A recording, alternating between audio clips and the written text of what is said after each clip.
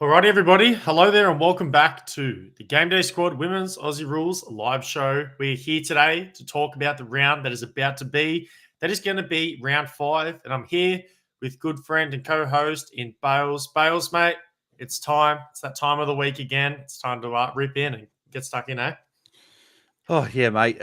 We didn't even get to chat before we went live. Bloody moving house tomorrow. So been really busy with that, getting all that sort of stuff done. And at least we're moving on a Friday and we're not moving on the Saturday, which is grand final day. So men's grand final, still got AFLW every week, which is great. I think there's still only 2 days over the next 3 weeks where we don't have AFLW, which is Mondays, which is pretty good. So look, plenty more football still to come, and looking forward to another weekend of footy. Yeah, absolutely, mate. Yeah, the grand final on the weekend. My beloved Swannies are going to be hopefully bringing it What's home, but what? it's going to be a What's your good matchup. What's your feeling? Because just before we get into it, because I'm looking forward to it. I think it'll be good grand final with Sydney coming off a bad loss in 2022 to Geelong, and then Brisbane losing pretty close last year. So it's like both are sort of one's going to get redemption and one's not. So how are you feeling heading into the grand final? I'm very nervous.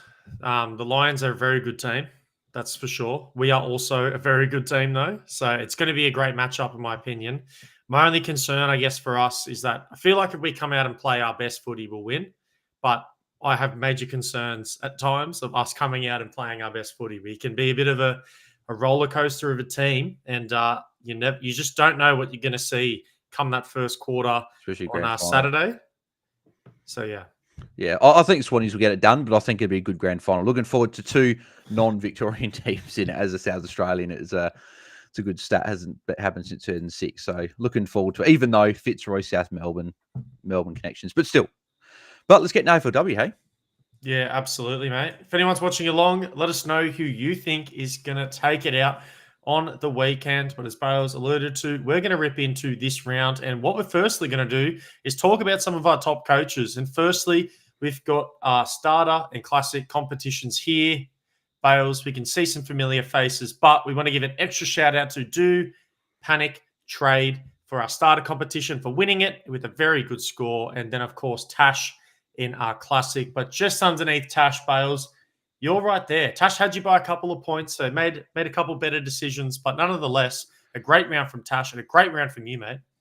Thanks, mate. Yeah, that's back-to-back second place finishes in the classic comp, which it's on one hand, I'm happy. I'm like, yep, top 2, we're going well. We're pushing for that top sort of 5, 10 prize card all-star sort of prize at the end of the year. But then you probably feel it as well, that frustration of not taking out just first spot for a week, because I've never done it before. I've never finished first in any sort of Game Day Squad comp or anything like that. I've got second and third in a few different comps, but haven't quite been able to get that first one. So hopefully at some point we can get that number 1 spot. But no, we've had a pretty good start to here. But mate, you're not too far behind. I see you there, the lucky number 7. Yes, of course. I think my big thing, and I know you've been saying it a lot, is I just want to get in the top 5 for that seasonal rank by the end of the year. So I feel like I'm trending in the right direction. You're definitely trending in the right direction for that. But let's talk about still plenty of the season to go. So I'm still sort of trying to keep a lid on it and trying to just plug away week by week, I reckon.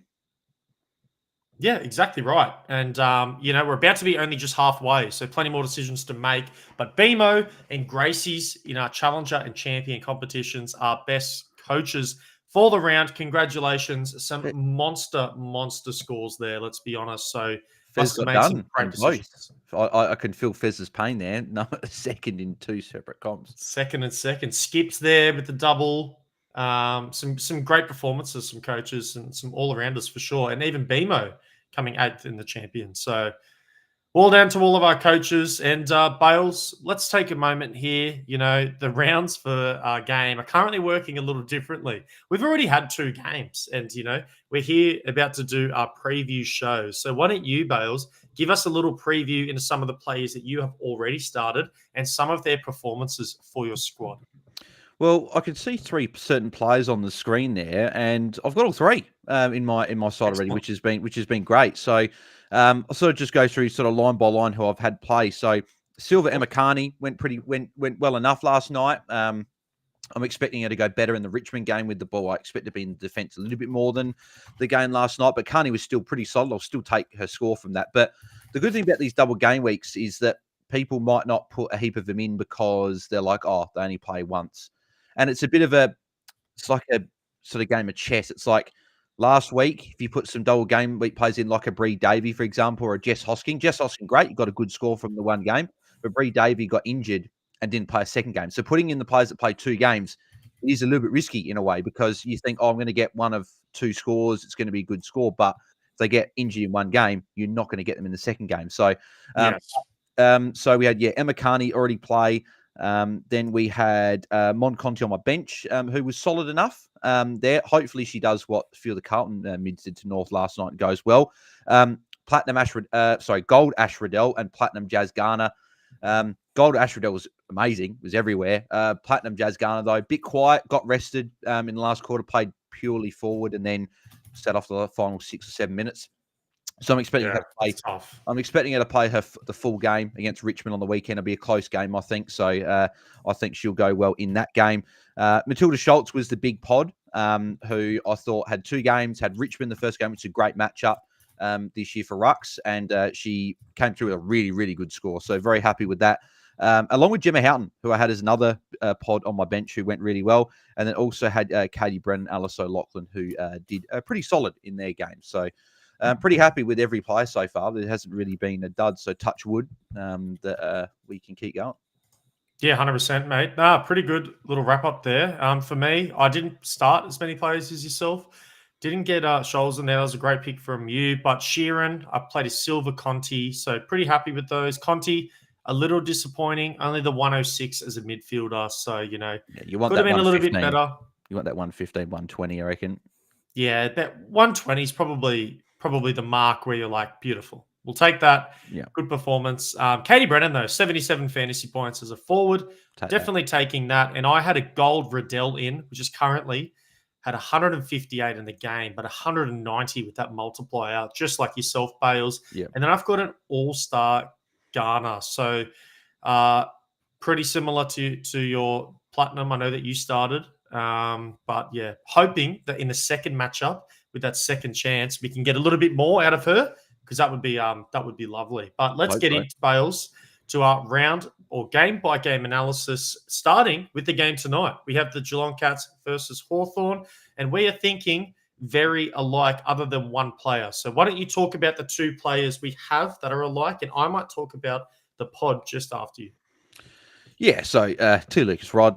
Not much else to say about them. They're a very good player and they're top of the defender rankings for the season. So I think they're just a lineup lock each week. And I think Beck Webster's a little bit the same as well. I think that we've seen that she's been a very consistent player of the last few weeks. And I know that Hawthorn mid-range matchup for defenders. I still think Beck Webster's fine. So I think both are very good picks. But Greta Bodie, mate, had a good game last week, 6 goals. Kicked the last 3 goals of the game as well. And I see Geelong are a decent matchup for forwards. So why have you put Greta Bodie? Is it because of the matchup? Yeah, for sure. But in all honesty, it's a little bit of not knowing who else to put in there. I've had a couple of players that have been in my mind. Some with injuries right now, of course, with the obvious Too Good. I know I was really high on someone like Sheriff. Ty's now out. So we've got some real, what I would call premium options for forwards out. So Bodie definitely in good form. The matchup did have a lot of consideration into this. Probably wouldn't start her on a normal week, but only trying to roll out with a bronze. I tried to sort of minimize my salary cap with this just in case it was a miss. But look, she is one of those players that can kick goals, but also gets quite a lot of touches with the footy, can kick the ball a lot. And in this game, it's just so important. So, a goal or 2 on the weekend against Geelong and some involvement there with moving the ball. And we'll see that being a really good decision for me. But yeah, we'll have to wait and see. But Bales, I actually wanted to quickly just sidetrack for a second here. We've had a brand new feature brought onto Game Day Squad. So if anyone is playing Game Day Squad at the moment, you'll notice that on your dashboard, normally you would see this. I'm just going to refresh to make sure it's all working. But we have a new little section down here. It's also available on our mobile game. And what it is you can have a look at all the players and their stat totals, total score, average, their kicks marked, etc., etc. This is the first volume of this stat center. We do have more to come with this, which we're super excited about.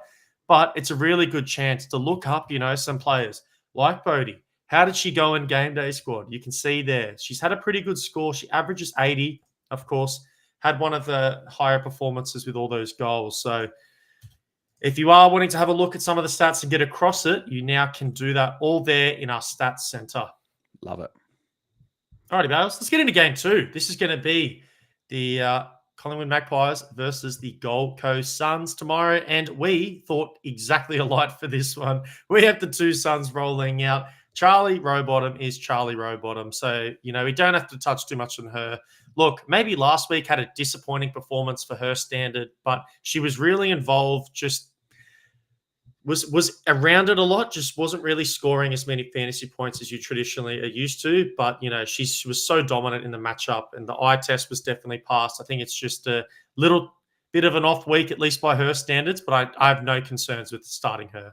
Yeah, and it was off week by Gold Coast as well. Like, they got smashed by Geelong. Of course, exactly. Which Gold Coast and Geelong, funny enough, have been the two sides this year where I do tips and stuff on the side for the AFLW, and I just haven't gotten a read on either. Like, Gold Coast, one week will look really good. Next week they draw, then they lose badly to Geelong. Like, they've got Collingwood this week. You'd expect them to win, but they've been very up and down. And then Geelong have been the same as well. Like, Geelong lose badly to, I can't remember who they lost. Oh, Carlton. They lost badly to Carlton. Then they go and smash Gold Coast. Did. So, are they going to beat Hawthorn tonight, or are Hawthorn going to continue playing well? So it's just a few teams like that. But and with Rowbottom, just quickly as well, people probably see there the mids matchup is sort of mid-table. I wouldn't be worrying too much about that. Collingwood have got no Bree Davey, no Britt Benici. They've got injuries everywhere. I just expect I could see Rowbottom potentially being the top scoring player for the weekend. For the single game. So obviously if you want to go to the Discord comp and put your top scoring player for the round, then I'd be maybe saying Rowbottom would be a pretty good bet, and that's who I'd probably be picking this week.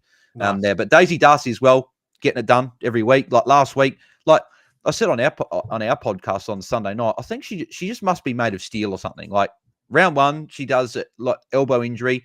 It looked like it was like, I don't know if it was a dislocated or broken or something. It looked bad. She came back on, laid attack within 5 seconds, and then this game went off with a knee injury, and we thought, oh, okay, that could be bad. Comes back on and scores really well. Kicks a goal, has a really good strong quarter, final quarter, and gets herself to like I think a 90 odd in the end, or around that mark. So yeah, I just think she's just a player I think we need to put in just because of her scoring capabilities each week.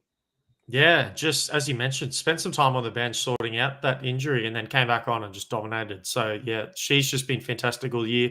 How about one thing outside of fantasy in this matchup? Neither of these teams have a win for the season. The Suns have had a draw, no wins, and Collingwood haven't got any wins or a draw at all. So, unless there's another draw, someone will be walking away with the 4 points and coming off the bottom of the ladder. So, I'd expect Gold Coast to get it done. Like Collingwood did lose the Dogs last week, which we were sort of thinking, well, the Dogs going to get a win? So, but the one player I did want to actually just quickly chat before we get into the next game that we don't have in our lineup, and we can see that the ruck matchup against them is very bad. Gold Coast is the second hardest team for rucks. It's Sabrina Frederick. Yep. So you're just along the thinking of just a bad matchup, and she didn't score too great either last week. Look. Well, in the first game she did. She started off the season really, really well. Right? We saw her go 138 fantasy points in round 1, thinking, wow, she could finish as maybe one of the top 2 rucks for the season. But Mim Strong as well had a fantastic round. I think she had 144. The thing is, since then, 108, which is a great score. But if you take out round 2, let's go from round 3 onwards. And there was double games, of course, last round for Collingwood. It's been 45, 53, and 99. So hasn't really got that same sort of upside. And of course, the matchup, as you mentioned, isn't that great as well. So a couple of factors for me. It's definitely form. It's definitely matchup. And, I've looked elsewhere for this round. You went Scholes. We already know that. So we know the other pod ruck that you went, unless you didn't start strong. But for me, start strong, yeah. I'll release that. I'll tell you all later when we get to that game. But I've looked elsewhere. I thought there's more upside in that matchup. And for such a fantastic season she's having, with an average of 88. Both of us are benching her this round. Yep, yeah. It's Yeah, it's she started well, but as you said, just been a bit quiet. I think that fact that Collingwood are struggling as well is probably also a bit of a factor there. So yeah, just for the time being, just with the harder matchup as well, I think it's better to go a different option this week. Absolutely, mate. I reckon we'll move it on to game 3. We have Essendon versus the Demons, and There's your pod ruck. there's the pod ruck. So I backed her in last week, and look, you said not a good matchup for the play the Crows, and I understood that, but I've really liked Wales this What did she season score this last year. week? I'm gonna get that up now for you, but she scored 83 fantasy points in one of, let's call them, the worst ruck matchups in the competition in the Crows. So Good I'm matchup here looking though. at this, the green matchup here, the season that she's having. I'm really excited. She's got an average of 95 fantasy points, and this is one of the better matchups to have. I think this week could be the week she explodes. I think I should have listened to you last week in terms of the matchup, Bales. If you Not that if you it's bad. put the other Wales, Lucy Wales, that would have been the pick last week because she was massive last week. Yeah, she cracked the ton last week, so she was really good. But yeah, for this week, Stephanie Wales is my starter, and I think she could go nuts in this one. So I'm hoping for a big performance and a bit of a pod ruck, let's call it, and maybe one of the reasons I finish higher up this round. Yeah, yeah, no, I like it. And then We will have to Kate, wait and see. But Kate Hall, mate, she's yeah, just been killer this season. She's so good, playing more time in the midfield as we anticipated. She's getting the CBA, still can finish in front of goals. She's just doing a bit of everything. And a must start, don't you agree? yeah, 100%. Yep, F1, just lock her in your lineup each week, and Eston's a pretty good matchup for mids and forwards, regardless of where she plays. So, and if you want a bit of a pod this week, I think that Maddie Prasparkas could put up a ceiling score. We haven't seen a ceiling score from her yet this year. Yeah, we truly haven't, hey? But with the Bombers, sorry, not with the Bombers, with the Demons with a lot of injuries, with a few of their mids not playing, I think that Maddie Prasparkas could have a big game here. So I've actually got a platinum of her in my challenger side this week. I Nice. know I put in a champion because I just put the champion. My champion squad is normally just the leftover good cards I've got, whereas challengers like the better of the high end cards I've been Okay, able to nice. pack. So I put Maddie Prasparkas in that, so to just give a bit of context of where I think she could go this week. So I thought about her in Classic as well on the bench, but I just thought with Monconti playing 2 games this week, I just thought it's better to put her in. But I think Maddie Prasparkas has got 2 games next week, so we might be potentially seeing her in my Classic side next week. Who knows? Yeah, for sure. Let's talk about someone that we haven't started. And I was really big on this player earlier this preseason. It is Eden Zanker.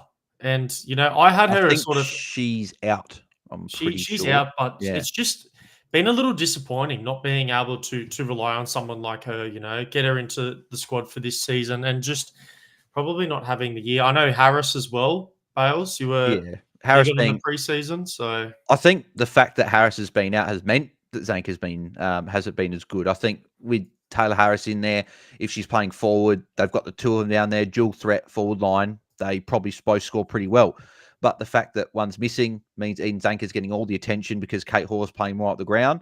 And then it sort of means that you don't get Harris's score, but then also Zanka's scores is suffering because she's the only player down there. So I just he's think getting Melbourne, affected as well. Yep. yeah, just Melbourne, unfortunately, just got a couple of key injuries that just haven't been great for them, unfortunately.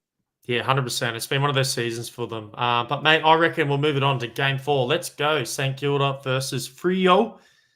The way to go. And Strom is the way to go for both of us. But Wardlaw, mate, it's a couple rounds now where I've Keep sort doing of it. stuck. Keep doing it. I've stuck with Wardlaw. I've been putting her into my squad, and for very good reason. She's been good. Give me some insight, Bales. Are we not liking the matchup? Do you not liking the upside of Wardlaw for it? What's going into the decision? Mate, I don't have it. I don't have any Wardlaw cards at all. So, At all? as I said, if anyone's got a Wardlaw card, then trade. Let's get a trade going. But yeah, don't have any Wardlaw cards, unfortunately. Maybe you might be able to pack something at some point later on the episode. But yeah, we'll see how we go. But We yeah, will she's see. not in my side. But I like the pick. She's the 3rd highest averaging St Kilda player this year in game day squad. What's that? Just a tick under 82 points a game. Yep. For like Freo. Obviously, second half matchup for forwards, it's saying there, but I still think Wardlaw can go pretty well. So I think she'll have another solid game. And we've said it before, right? It's not like there's 20, 30 forwards to pick from. There's probably a good Yep. maybe 10 to 12 if you're stretching it with a few that have got good matchups week on week that you can pick. So, yeah.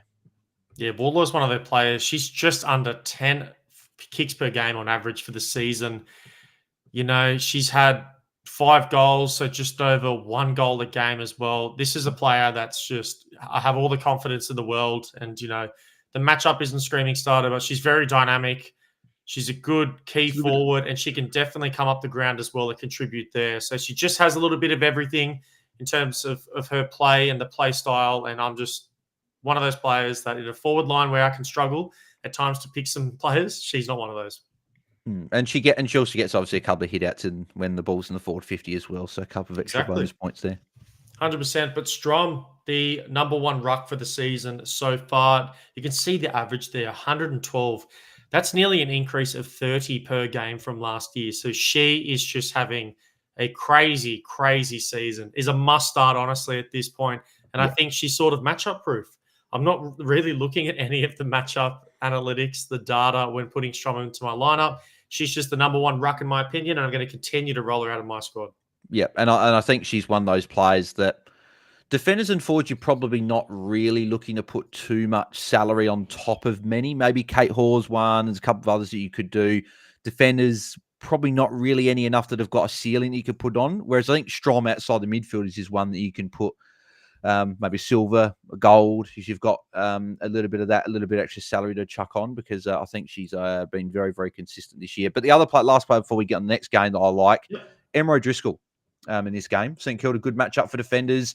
O'Driscoll had a ton last week in game day squad, so that was good to see. She had a really bad round 1 score. I think she would have scored like 30. She was really bad. That was against the Bombers at Windy Hill, and they won comfortably, and the ball didn't spend any time down there. So I do expect St Kilda to, I think I've tipped St Kilda to win this game, I think. And I expect the ball to be down in the back line for Freo. So I think O'Driscoll will have a good game. So she's a pod in defence that probably hasn't got as much chat as some of the other options we've had this season. So I like her this week, and she was a consideration for me, but I've just got Daisy Darcy ahead of her, I think. Yeah, she's definitely in and amongst it. But yeah, for me, just outside of that top 7 are defenders for the round. Let's get into game 5. The Bulldogs taking on the Swannies in this one. And we are thinking alike. I called you, Bales, the other night, and I told you, you know, I've got a forward that I found that is just a gem. An absolute diamond of a player. And then you went on to inform me, I reckon I know who it is. And it found out we both thought the same thing. But Cynthia Hamilton from the Swans, with a couple of injuries for the Swans this year, she's spending more time in the midfield, and we really saw her come into her own last game. Not only can she be damaging in front of goals, but just how clean she can be out of the contest and just in the middle, working alongside Gardner at times. It just, to me, really stood out. And I instantly, after that game, was like, next round, she's in my squad. Yeah, and the matchup as well, right? It's the Dogs. I know that forwards, they're 7th and whatever, but mid's good matchup. I expect Cynthia Hamilton to have a good game. And the fact that we don't have She'll spend time in both. That's the thing. Yeah. She'll be a forward at times. She'll be a mid at times, but it's not even a bad matchup for forwards. So, you know. She's playing that she's essentially taken over the Chloe Malloy role, where Chloe Malloy would 100%. sort of go from forward to midfield, sort of wherever she needed to be. And that's really what Cynthia Hamilton's doing. And she's, ever since obviously we don't like injuries, and especially to the star players like Chloe Malloy, but the silver lining, I think, for Sydney is that they've been able to give more midfield time to Cynthia Hamilton. And in the 2 games that she's played there, she's looked really, really good. So I think for her prospects for the rest of the year, I think are very good. So I've got her locked in along with Laura Gardner, who, again, mentioned Dogs matchup. Just got to have her in there. And I think this is a week. I see, Tom, you've got the gold in there.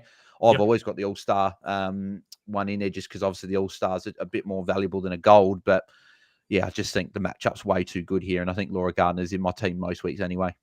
This could be one of the ones where she could be the high scoring player for the week.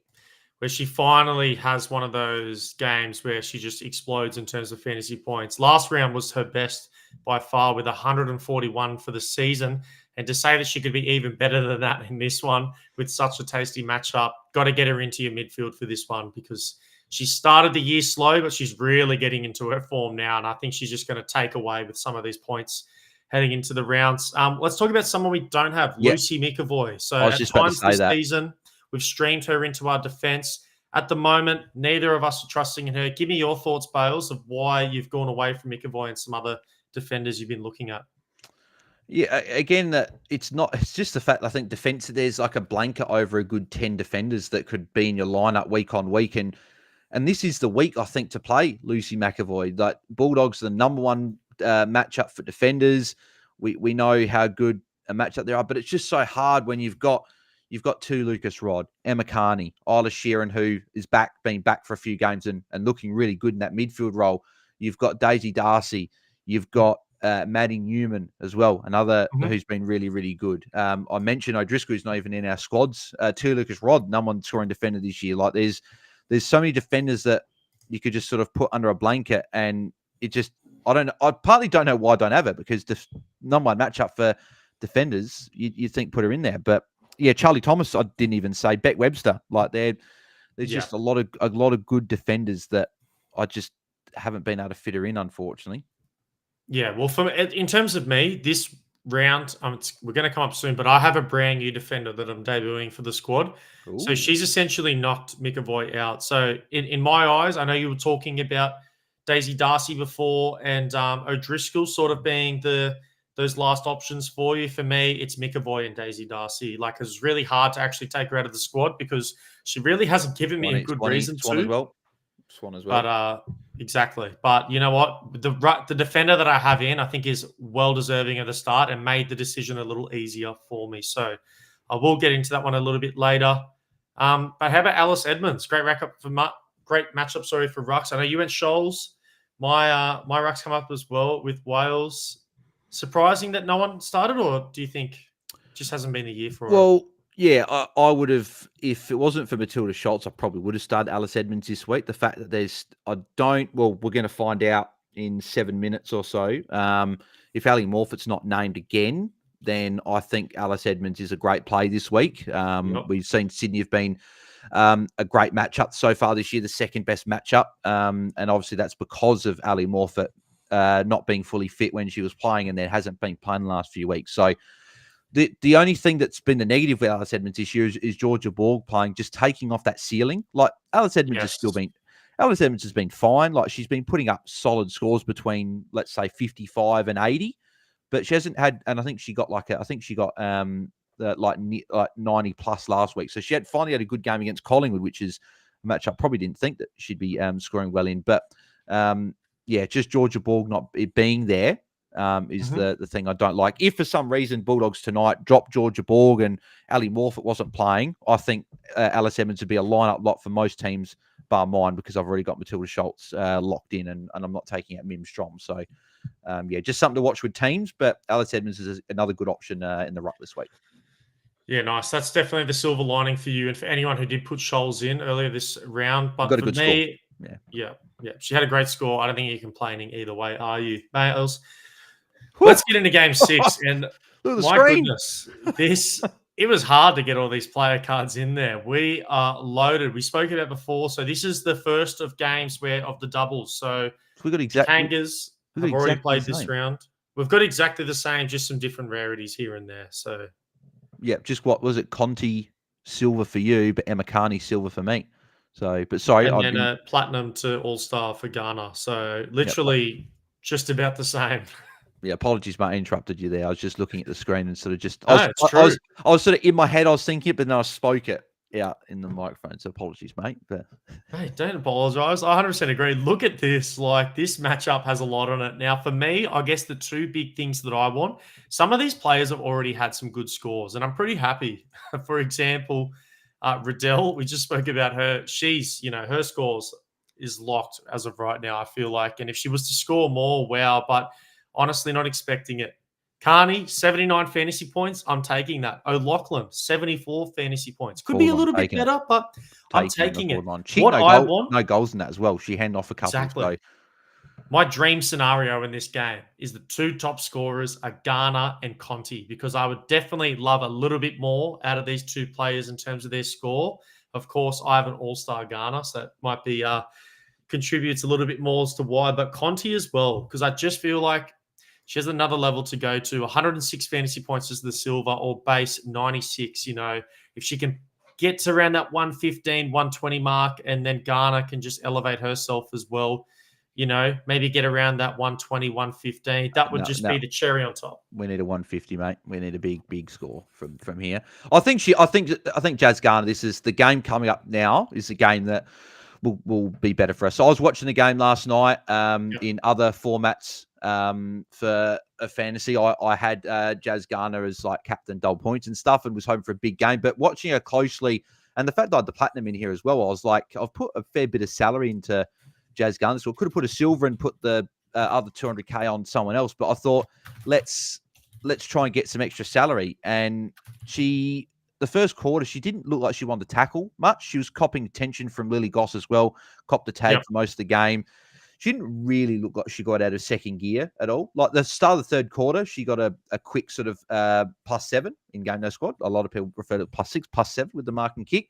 Then she kicked a goal. And I thought, here we go. This is massive. Then the whole last quarter, she rested. So the fact that she got essentially a ton in, I'd say 3 quarters without trying, I think this game against Richmond means more for North Melbourne because of Richmond being a top 4 team and being right up there. I think this is a game where Ghana could go big and Riddell could go big as well. But one thing out of the players we do have, Katie Brennan, I've heard a few things in a group chat of mine that there's rumours that Katie Brennan might not be playing in this second game, which would be frustrating to maybe try and get a couple of extra points there. So I did 77 base points. Again, it's one of those scores where you're taking that. Exactly. It's just, I think captain of Richmond, they've got North Melbourne, top of the table clash. I think they're going to try and get up. She's on 360 last night as well, talking, and she said they were her and the Tigers looking forward to the opportunity of playing against North Melbourne. So it seemed like she was playing, but who knows? We'll find out soon if she is.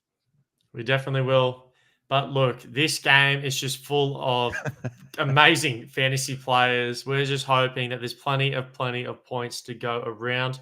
How about you not starting Sheila? I know that was a player that over the past couple rounds, I was like, I really wanted to squeeze one into my forward. Still don't have a Sheila, by the way. So even if I wanted to, could not. Talk to me about your decision to bench her in this week when she had the double. Yeah, so I'm glad I was actually going to mention that if you didn't say. So you're reading my mind, mate. I actually I was thinking about this for a good 10 minutes, just looking at the team and just sort of seeing Kate Sheila there. And the reason I didn't put her in there is because the players that are playing a double in the week, obviously, and for people that still sort of maybe don't know yet, but in Game Day Squad, you get the best score of the 2 games. So in game 1, let's say Ebony Marinoff scores 110, second game she goes 150, you get 150 points. You don't get the 110, you get the better score. So it's not 260 points, it's just 150. So, but we Kate Sheila and players that don't play the first game, I just think it's too risky to put them into your team, especially the fact that, like myself, I'm top 10 and trying to go for these points. And if I'm losing out, for example, if she got sick on the weekend, didn't play, that's a 0. There's no emergencies, no nothing in going to squad. So you've got to be on top of your squad throughout the whole weekend. I just thought it's too risky putting in Kate Sheila in game 1, her getting locked out, and then something unforeseen happening later in the week and her not playing both games. I highly doubt it. I think she'll come in. She was just managed, but you just don't know. I just thought it was too risky at the end of the day, so I thought I'd put some other players. And Cynthia Hamilton. Wow. Cynthia Hamilton was actually the player that came in for her at that point because I'd already had Gemma Houghton in there. So, that's just probably a learning I've taken as well for Game Day Squad with these double game week players is that if they don't play the first game, don't put them in, regardless of who they are. Maybe Marinoff is probably one I'd probably take the punt on, but besides that, I think it's too risky. You might as well just put another player in. It truly is. And then you don't really have the option, of course, with the lockout after that first game as well. But yeah, hopefully, Bales, plenty of fantasy points and, that dream scenario we spoke about comes to fruition. But we're going to go to game 7. GWS Giants taking on the West Coast Eagles. And, a lot of red in this matchup. Yeah, I'm not. And honestly, the matchup matrix would say, don't be starting many players unless it's our GWS mids and ruck. But we've trusted with Charlotte Thomas each. I've downgraded to the silver for this round, and that was to get my all-star Ghana in. So I went out, got a silver. There's the flex. There's the flex, mate.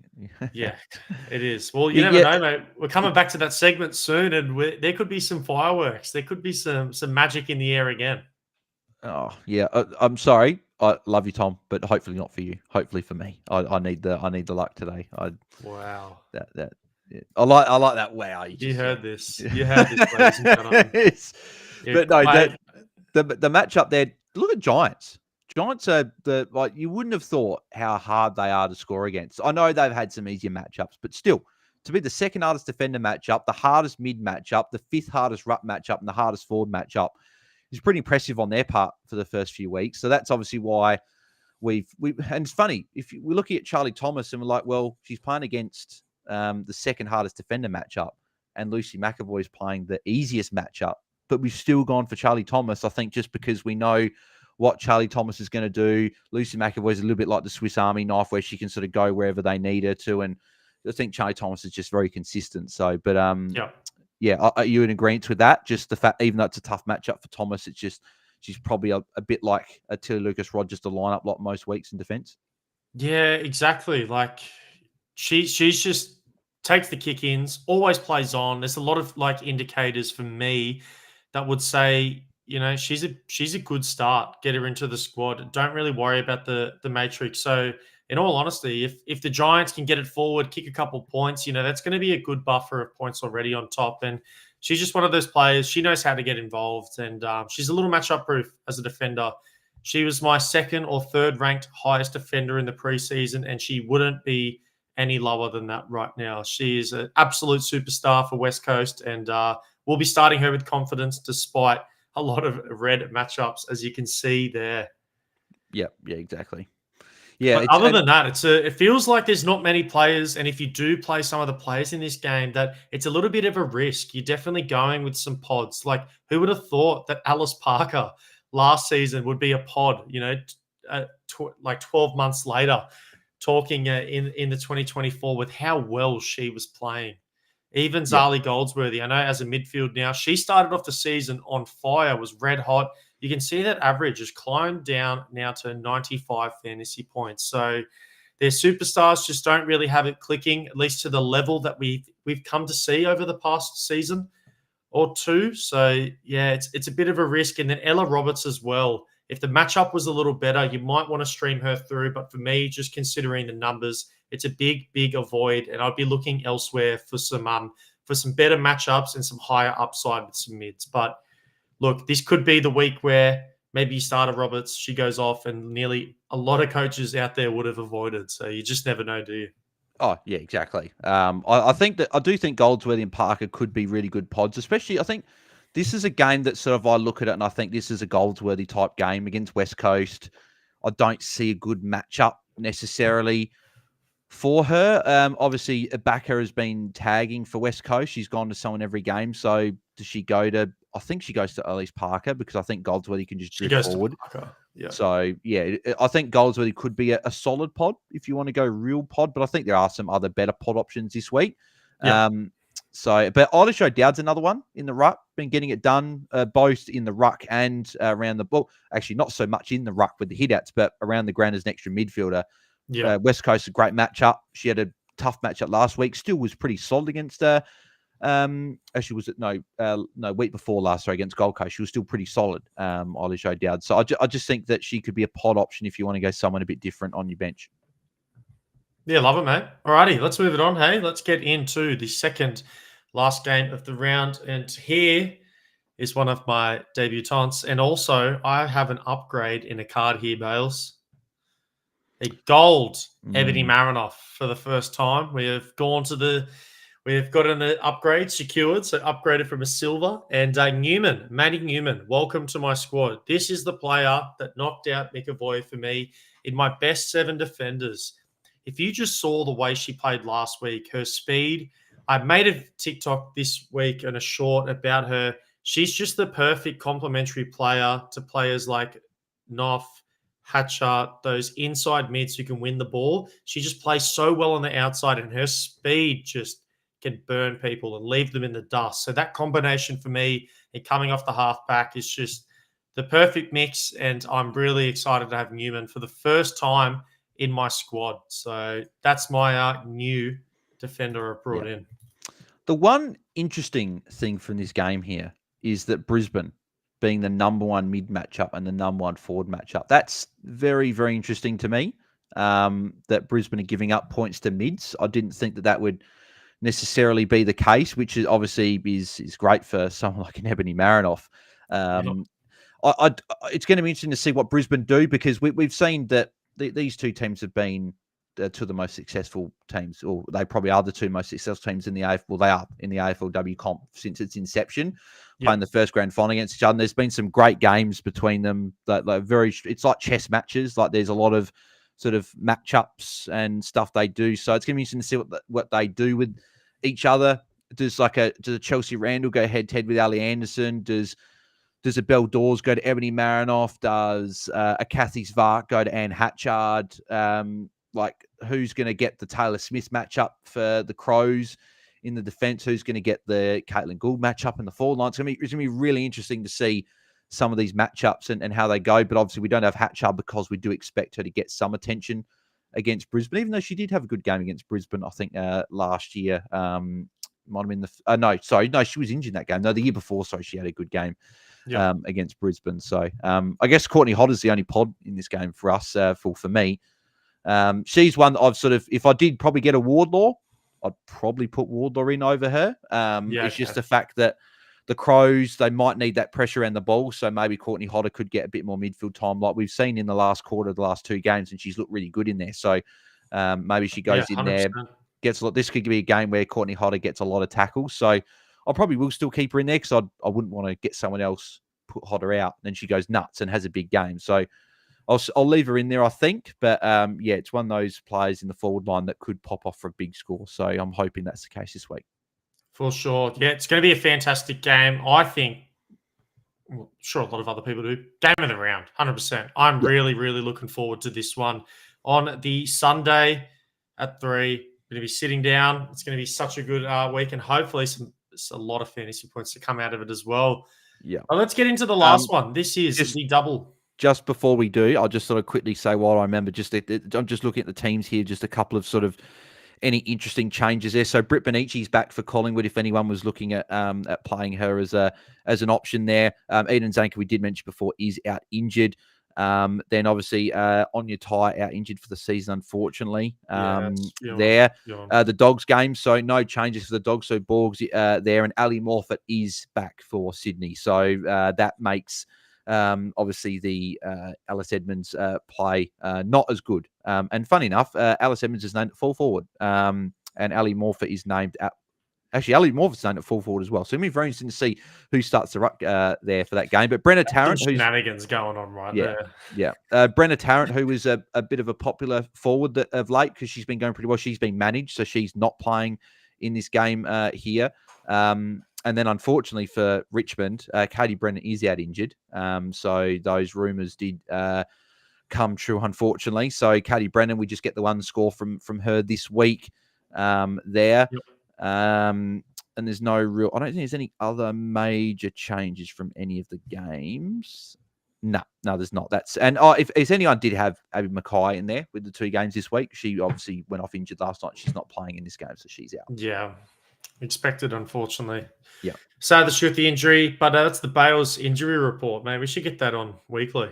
You just take it away. Injury report. Well, it probably works. It works. It will live when the teams get announced, so I can sort of quickly go through it. Yeah, nice. Well, mate, look, I brought back the tumbleweed for you. For me in this one, no one. Yeah, all my 22 players at this point would have played. I'll be sitting here just thinking either I've stuffed up majorly by not starting some of the players in this game, or I'll be happy. But Scholes, such a fantastic start already. I know you spoke about that before. You are stoked to have gotten her in as a bit of a pod option, but you trusted the double matchup, and it's paid big dividends for you. But Houghton as well. She's had a pretty solid game. I was very, very nervous at quarter time. Do you know what was she on at quarter time, Tom? She hadn't touched the ball. Yep. Statless. She hadn't had a single disposal. Statless. 0. And then you know what she did to start the second quarter? Gave a free kick away. So she was on -2 game day squad points, which was very, very annoying for me sitting there. I thought, season's cooked. I've just put in a pod forward that's just completely gone. But no, she came good after that. I don't know what the exact score was, but it would have been in the 70s. So the fact that she's 72 fantasy points. So she put on 74 fantasy points from that pretty point much on, from when she gave away the yeah, free to the final siren. which I'm pretty happy with as well. And that was the tougher matchup. I was actually more targeting this matchup here. The Carlton matchup was the one I was looking at. I know that Carlton there, number 4 for forwards there. So I'm hoping that Houghton, she hasn't looked great the first month, but this is the game that from that second quarter onwards, she started to look a little bit more like the Gemma Houghton of last year, where she was a lineup lock for us. She was in our team each week there. So I'm hoping to see her role's still a little bit different. She's playing more deeper than that second ruck and getting up the ground. So I'm hoping that she kicks on and has another good game here. And obviously Matilda Shots as well. Pretty happy with that, but I don't blame you for not having anyone. Like you look at Port, they've only got 2 players averaging over 70 game day squad points, and then Sinead Goody, who's the rookie dynasty asset for people looking there, is there as the 3rd highest. Then Carlton, you've got Maddie Gear and Keely Shearer and Abby Mackay as the top 3, but they're mids and they're averaging high 90s, but we want our mids going 110 plus. So they're sort of all stealing off each other. They're all going solid, but they're not. One of them is really putting their hand up. Maddie Gearon's been 100%. Good. Maddie Gearon's been good last few weeks. She's been putting out some good scores after a bit of a quieter start. So if you're going to go one, it'd be her, but obviously you can't anyway because all the players have been locked out. So unless you had him in there, you're locked out from this game. Yeah, exactly. And who would have thought that we're in round 5 now? This would be the double for Houghton. And in the last game, she doubled her seasonal total for goals. Yeah, love it. 2, she went to 4. So she just hasn't been as damaging as what we would have expected from in front of goal. But as you mentioned, some really positive signs. And maybe after this round and these double games, we might be thinking about getting her back into our forward lines more consistently and trusting in her again, because as you mentioned, she looked really good. And in a matchup where she didn't do anything for the first quarter, she was majorly productive in the next 3. So yeah, and her positive signs. And her matchups as well for the rest of the year as well. Like, to be fair, Port didn't have a great start to the year, right? They played the Crows, tough matchup, and it's a showdown as well. They then played the Bulldogs, right, which is a great matchup, but it was the MCG, which is good, but it was bucketing down with rain. It was pouring the whole game. She still was solid, right? She had, 62 fantasy points, I think, or it might have been 64 because she gave away a couple of free. So it was in the mid-60s in that game, which is pretty solid in the wet there. But then she came up against Freo. Freo have shown that they've been a little bit trickier besides the mids to score this year, and she wasn't great in that game either. And then she played North Melbourne last week, and that was not only was it the hardest matchup as well, but it was also torrential rain essentially. Like there was typical Melbourne 4 seasons in one. It's her matchups do open up now. She's got obviously Carlton coming out in the final game. She's then got West Coast next week, and it's back over in West Australia where she obviously played a lot with Freo. Then she's got Collingwood, who had injury depleted. Great matchup. St Kilda could be the bit of a 50-50 one. That might be a little bit trickier, but then Gold Coast is a decent matchup, and then finishes off with GWS, which I know they've been tough, but I do still expect Giants to start conceding some more points. So I think Houghton is someone that's got to be definitely now thinking for the rest of the year as a forward. And at such a great time, and the forward lines just felt like they were thinning out. Maybe we can put our faith back into Houghton, someone that was very highly ranked in the preseason, and for good reason, because she's a fantastic player, and we did expect her to be up there in terms of just a slow start scores. Yeah, exactly right.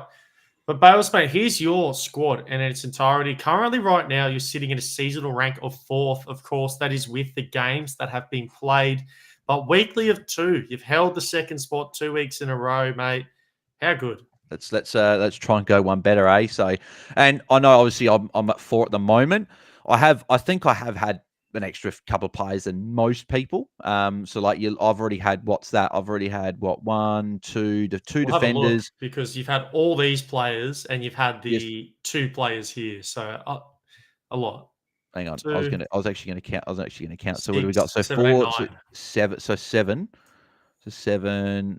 Oh, hang on. No, we're going from screen. Hang on, just leave it there. So we got what? So 2 defenders. You've had 9 players. Yeah.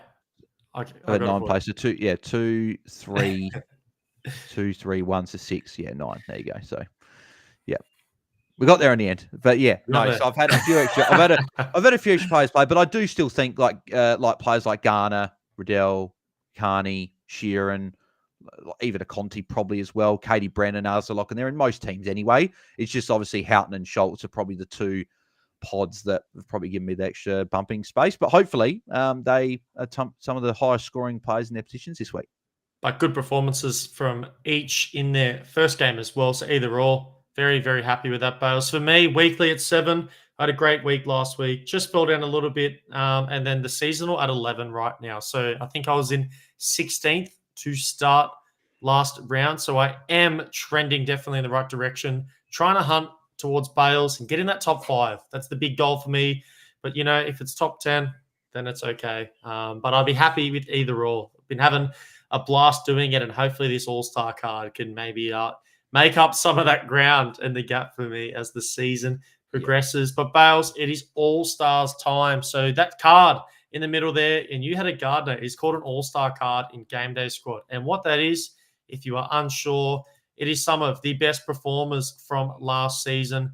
It's a little bit special, though. It has less of a salary cap hit and more of a multiplier than it would normally have. So they're very, very good cards to have, and they're the best of the best from 2023. Isn't it the same salary as a gold? Is that how it works?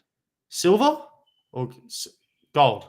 Gold, yeah, gold. I'm pretty sure, yeah. I think gold. Yeah, obviously, that's great. You get the extra little bit of multiplier, and it's the same salary as a gold. So, if you can get a couple in your squad, I think it's a maximum of 2 though in the classic comp. I'm pretty sure. Yeah, correct. 2 special card limit, and then it goes up as you got the competitions. But you can't use these in starter, of course. It's a bronze only competition.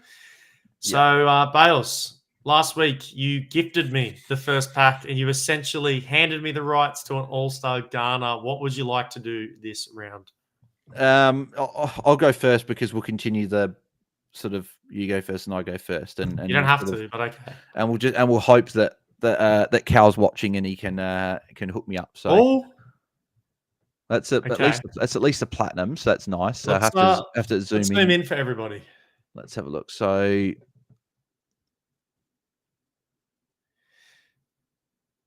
Bales is locked in on this screen right now. Okay. Unfortunately not. At least Wales Silver's not Wales there. Bad. We just spoke about how she had a great round. Good. No. Gosh, not what we're looking for, Bales. No, but hang on. So that was the that animation was the platinum one. Yeah. So that's not fair. Must have been the wrong animation, unfortunately. No, what it wasn't. That was the platinum. That was the platinum animation. That one happens when you've got a platinum or higher, and obviously, so let's see. Well, you've got the same animation as well. I'm not going to be bloody happy if it something better comes out here. I'll tell you that much. Can't be done back-to-back weeks. Yeah, gosh. Yes, so you've got silvers and golds as well. Thing. Well, actually, that first one you just got is a good one for next year. Hopefully, very good one for next year. Have you got a silver Bales? Have you got a silver Bales already? I actually don't. Well, that is my first silver Bales. I had a bronze, so excellent for next year. But unfortunately, the rest of the pack. To be fair, that's not awful because A. Mackay and Georgia Patrikios at some point could be valuable. Kiara Bales next year will be. Well, we're hoping she's back in amongst the top scorers. That'll be extremely valuable. So I would have taken that pack. So I've been done back-to-back weeks. So yeah. Oh, no. But Bales, mate, that's going to just about wrap us up. So you can get the All-Star packs. They're still in stores right now. But look, mate, best of luck for the competition coming up. And I was just going to say as well, if you do want packs and as if you're a new user, if you haven't signed up to Game Day Squad yet at all and you want to sign up, then make sure you use the code @BalesDT. You get a free 3-player rare pack. And I think you can actually choose as well what sport you want that pack for as well. So when you sign up, use the code @BalesDT and you get a free pack. Like you might as well just use it. Like anything free and you can take, you definitely take it. And you might get some really valuable cards to kickstart your journey, and you can put them in the classic comp and then put your bronze in the starters and then hopefully get some good packs and build from there if you don't want to spend money. So yeah, make sure you use the code. Use code BalesDT. When you sign up to Game Day Squad, you'll see the section there to punch in the code and get those rewards as he was talking about. But Bales, mate, that's going to do us. We're going to get ready for an awesome round of footy coming up. Bit of a longer episode, but heaps to go through. We can't wait for the round, and we'll catch all your legends next week, Thursday. at same time, same place. So, any final comments, Bales? No, don't think so. Just good luck to your Swannies, mate. Looking forward to seeing what they can do in the grand final. And I'll be, as I said, moving house tomorrow, but I'm glad that everything will just at least be set up, ready to go for Saturday, watching the grand final, the big day. That's what we all... as a Crows fan, I've ever since 2017, I haven't even been able to watch a final, the Crows, let alone a grand final. Just the days are special, and you sort of don't take them for granted when your team makes it, because you never know when they're going to make it there next. Look at some of the teams. So, no, Tom, mate, enjoy the day. Enjoy watching your Swannies go for it, and hopefully they can get revenge after their 2022 disappointment, mate. So, looking forward to it. That's it. Best of luck. Good luck to Lions as well. Good luck to Lions as well. I'm looking forward to it. I think both teams you heard him. deserve it. No luck for the Lions. All luck for the Swans. Up the bloody Swannies. We'll catch you.